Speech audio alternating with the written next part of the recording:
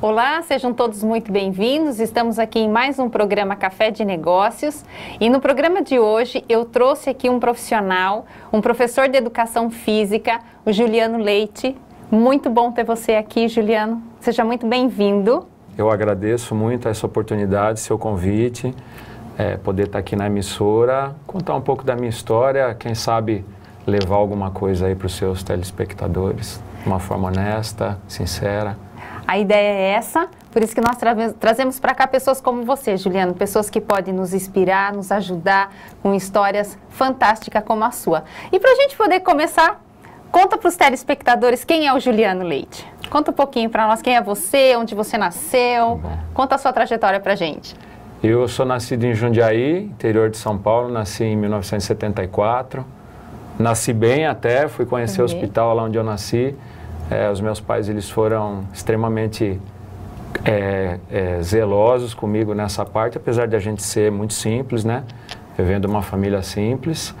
E logo nós viemos para Itu, porque os meus avós, os pais do meu pai, eles já moravam aqui tinha algum tempo. Então nasci lá, fiquei um período, daí nós viemos para cá. Morava ali na Rua Santa Cruz, que é um lugar que eu tenho assim muitas boas recordações. Eu tive uma infância, acho que na medida do possível, o que os meus pais puderam fazer por mim, eles fizeram. Apesar de eu ser filho único, né, minha mãe, ela sempre foi muito carinhosa assim, mas nos momentos que ela precisou me colocar na linha, me colocar no eixo, ela deu os chacoalhões. Meu pai, ele foi assim, carinhoso, mas um pouco mais distante. Mas eu costumo dizer que tudo que eu trago até hoje na minha base, né, para as coisas que eu faço, apesar de eu ter tido uma criação assim muito de extremos, muito carinho, mas também com muita aspereza, muitos bons exemplos, mas também não tive outros exemplos tão bons. Mas assim, eu falo que o que eu trago de melhor hoje, eu aprendi com eles, dentro da simplicidade, dentro do que eles puderam fazer. Sempre me orientaram muito a estudar e teve até um período da minha vida que eu fui negligente e relaxado com os meus estudos, né? É o único arrependimento que eu tenho. Mas eles sempre me falaram muito da importância do estudo, do estudar, do conhecimento, né? De você ter a sua cultura, que é a riqueza que você tem. E meu pai, nessa parte, ele foi assim, excepcional. Ele me ensinou a desenhar.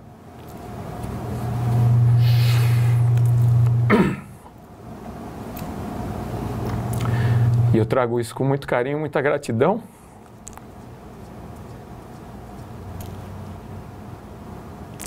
Porque o desenho, ele até me serviu para... Desculpa. Não, fique tranquilo.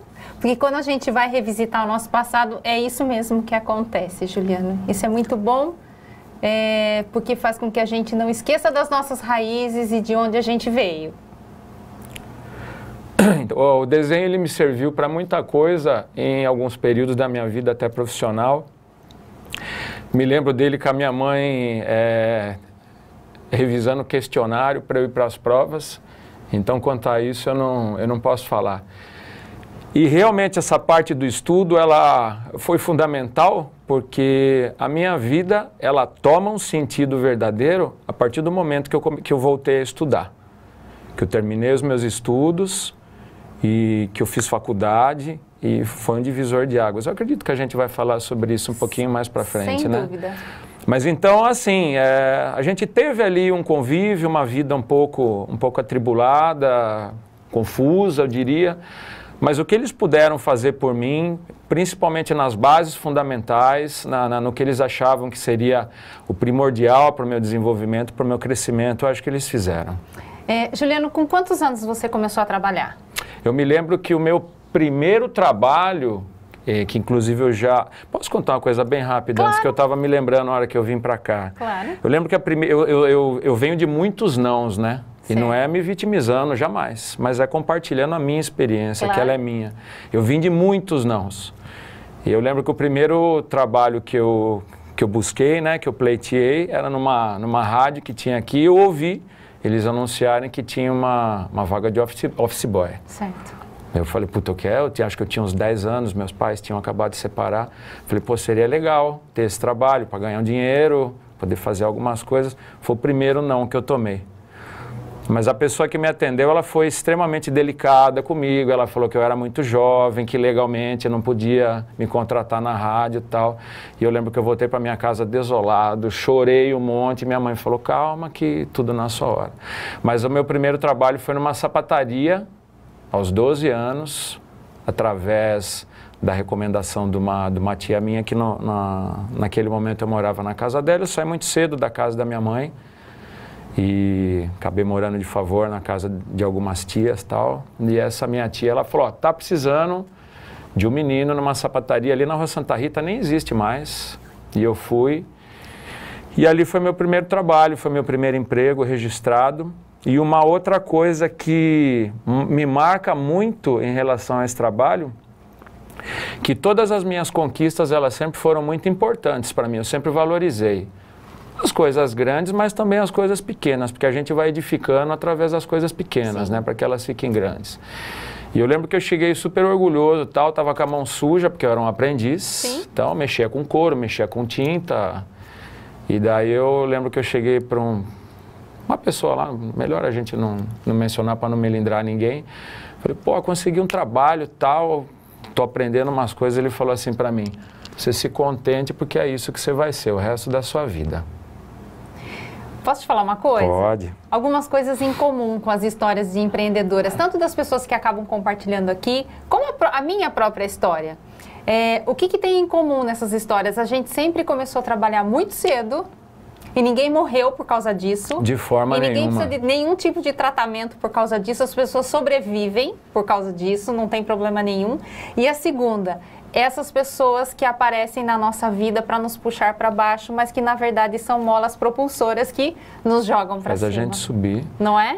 Você falou sobre o trabalho, né? Eu acho que a gente morre pelo ócio. Sim. Pela desocupação, mas por trabalhar não. Não morre. É difícil, é cansativo, às vezes você tem um desgaste que você nem tem condições físicas para tolerar aquilo, você abre mão da sua família, mas... Sim, até a água parada apodrece. Não tem jeito. Não tem jeito. Mas vamos lá, me conta lá. Então, e daí, foi esse o meu primeiro trabalho, difícil, era um lugar difícil. Daí, através de uma outra indicação de um outro amigo, eu fui trabalhar numa metalúrgica. Fiquei algum tempo, aprendi bastante. Ali o pessoal dava aquela esfolada boa, né? Mas também me ajudou muito para que eu começasse a formar o meu caráter ali, porque eu queria, né, para a minha vida profissional. E depois disso eu fiz assim muita coisa. Como eu falei para vocês, eu cheguei a trabalhar um pouco com desenho, que foi meu pai que me ensinou, me ajudou. Trabalhei em rádio há algum tempo, trabalhei em jornal.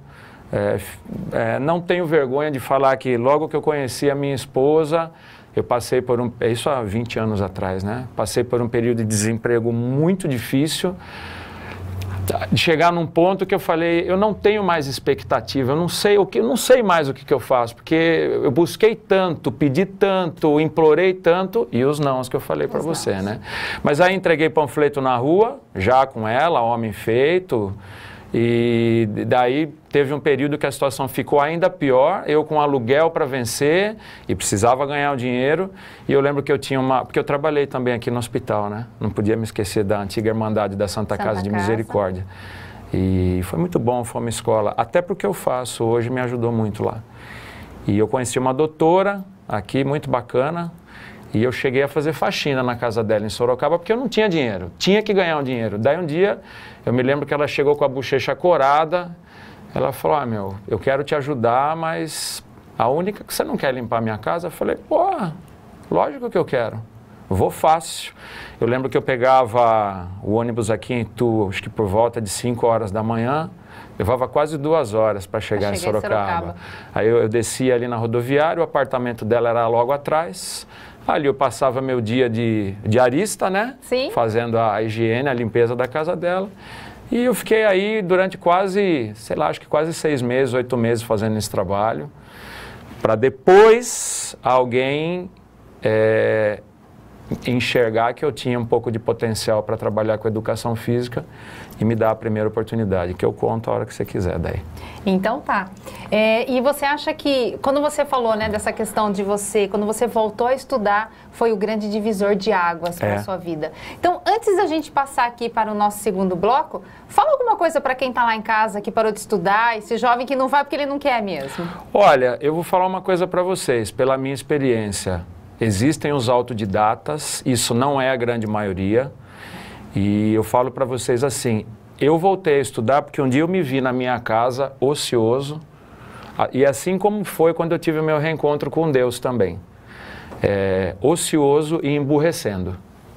Eu falei, eu preciso correr atrás, eu falei, eu preciso voltar a estudar, eu preciso terminar uma coisa que o meu pai e a minha mãe sempre pegaram no meu pé para que eu fizesse. Eu fui negligente, eu fui relaxado, muito que é contra gosto deles, e eu acabei parando.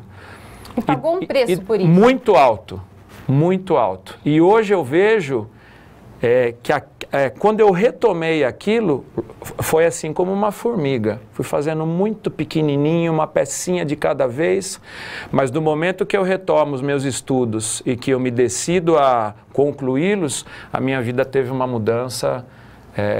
Eu nem sei se eu tenho palavras o suficiente para poder explanar para vocês tudo o que aconteceu. Então tá, então segura aí, que agora no próximo bloco você vai contar pra gente, então, tudo o que aconteceu. E você que está aí em casa, aguarda um minutinho e volte com a gente que já já Juliano Leite vai nos contar qual foi aí o grande start da vida dele depois dele retomar os estudos. Até mais!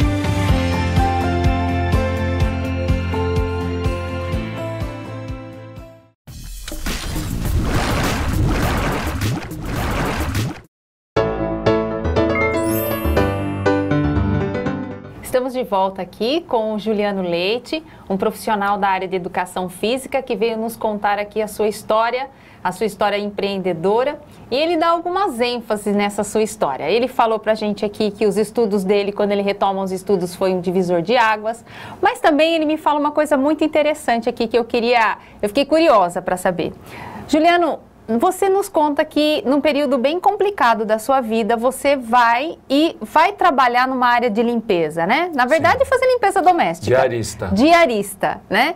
E aí você cita a seguinte frase, que alguém viu o seu potencial nesse meio desse caminho, né? Foi. Fala um pouquinho para nós sobre isso. Foi, um dia eu estava dentro da Associação Atlética Ituana, aqui ao lado, e eu sempre fui ativo, sempre gostei de fazer algumas coisas relacionadas a esporte. E eu me lembro que o professor faltou. Aí, Marcelo Augusto Bucchiani, que é uma pessoa a quem eu devo muita gratidão, que me ajudou a estudar, a fazer faculdade, ele, no desespero, ele falou: bicho, você não fica aqui para mim, me ajuda, que não tem ninguém, eu não posso ficar. E eu me lembro que eu acho que, quer dizer, do que eu achava que eu conhecia sobre treino, né? Eu conduzi, acho que 2 ou 3 aulas. E era o que? Aula de quê que você fez? Musculação. Musculação. Porque o meu começo, o início da minha história dentro da educação física foi com musculação. Foi com musculação. E daí eu me lembro que eu acho que eu conduzi 2 ou 3 aulas para ele, e isso se estendeu outras vezes, até o dia que eu cheguei para ele e eu falei: Marcelo, eu queria muito estudar, queria muito ser um professor de educação física para poder exercer o tão nobre ofício de uma forma legalizada, correta. Eu falei, não queria ser clandestino e eu queria que você me ajudasse. E aí ele e o professor José Correia França, que foi coordenador da instituição aqui durante muito tempo, e são dois caras assim, tudo que eu construí até agora dentro da educação física, eu só consegui porque eles dois me ajudaram. Foram eles os protagonistas de eu conseguir ganhar uma bolsa, 100%, uma bolsa integral, e de eu poder estudar, começar a minha carreira. Então eu tenho uma dívida de gratidão muito grande com eles, e todas as vezes que eu posso, eu enalteço, eu reforço isso. Isso é muito bonito, né? Porque as pessoas, elas muitas vezes esquecem, né? Jamais. De quem me ajudou, não. De quem ajuda, né? Muito bonito isso da sua parte, Juliano. E aí, que mais que aconteceu aí, na hora que você volta a estudar, então há um divisor de águas?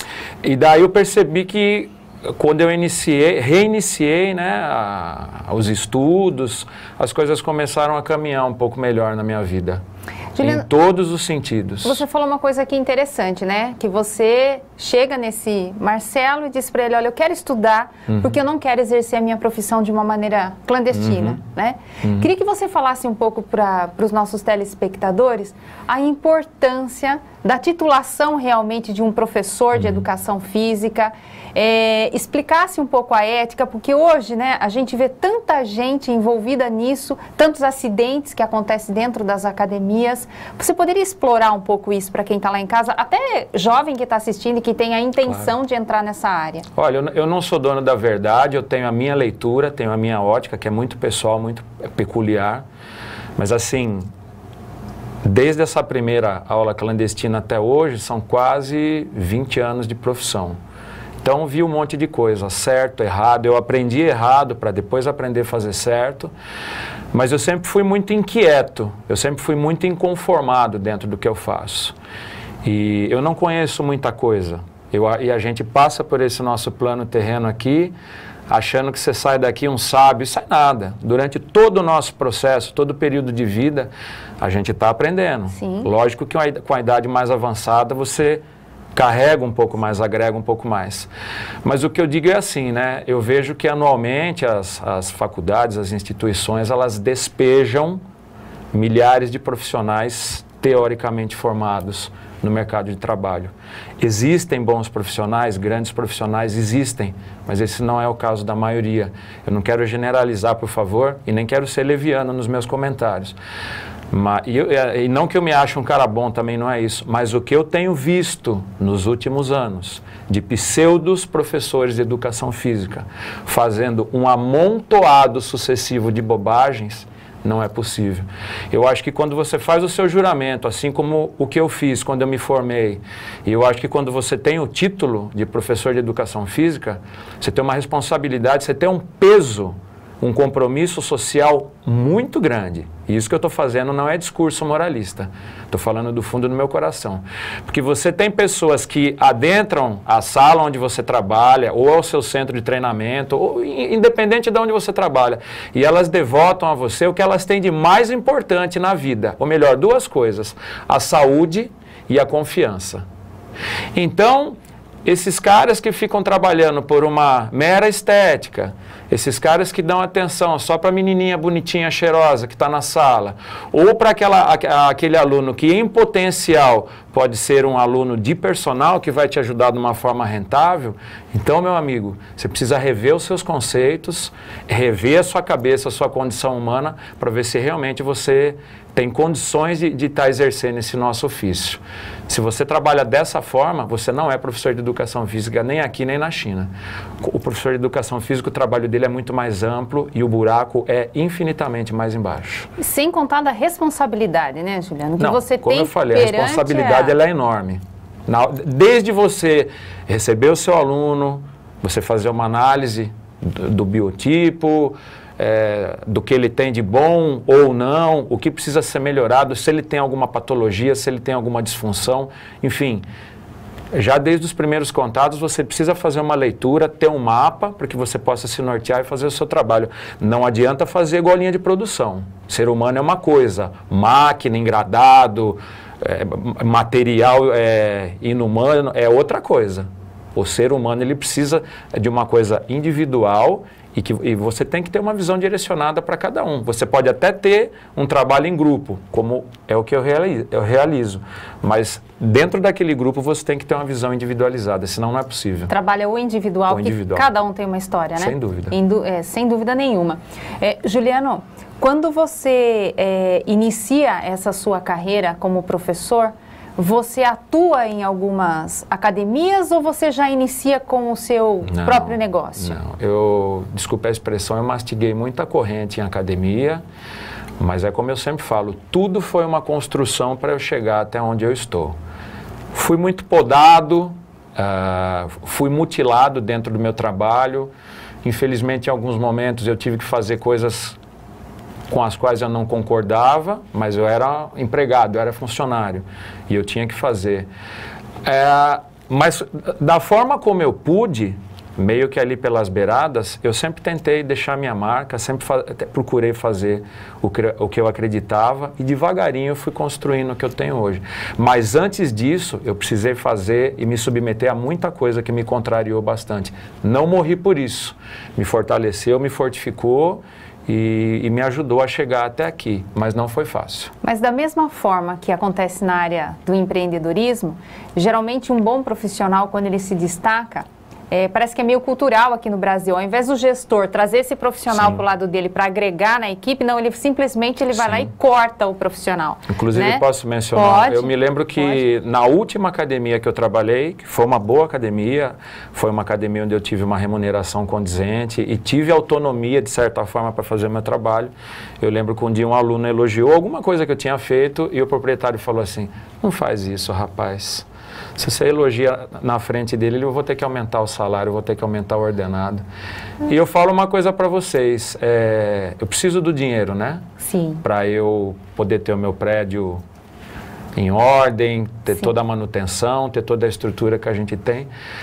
Mas eu juro a vocês, eu nunca fiz pelo dinheiro em si. Eu necessito dele, eu preciso. Mas o que me move dentro desse meu trabalho e tudo que eu faço está além do dinheiro. Preciso, mas não é ele o principal. Você é muito conhecido por conta da sua disciplina. Sim. Você acha que isso é a chave do seu sucesso? Eu não sei, porque é sucesso e é insucesso. Muita gente me entende, entende a minha linguagem, muita gente também não. Mas é como eu falei, quando eu trabalhava em academias, eu precisei fazer muita coisa que eu não quis. E a partir do momento que eu tive o meu espaço, eu falei, eu vou fazer do jeito que eu acredito.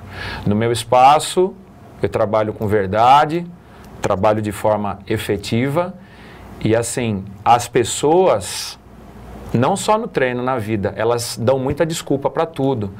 Elas se vitimizam demais, elas culpam tudo que está ao seu redor, né, ao entorno, e nunca trazem nada para ela. Lá no meu espaço a gente trabalha de forma verdadeira e a pessoa, ela é protagonista, ela é responsável por tudo que ela faz. Lógico que eu sou um mediador, sim, mas ela é responsável pelo que ela faz. Exatamente isso. O que ela construir de bom ou não lá dentro, ela vai ser responsável. Responsabilidade é dela. E quanto à minha disciplina, eu sou assim, o meu trabalho é esse, eu tive esse compromisso, esse juramento.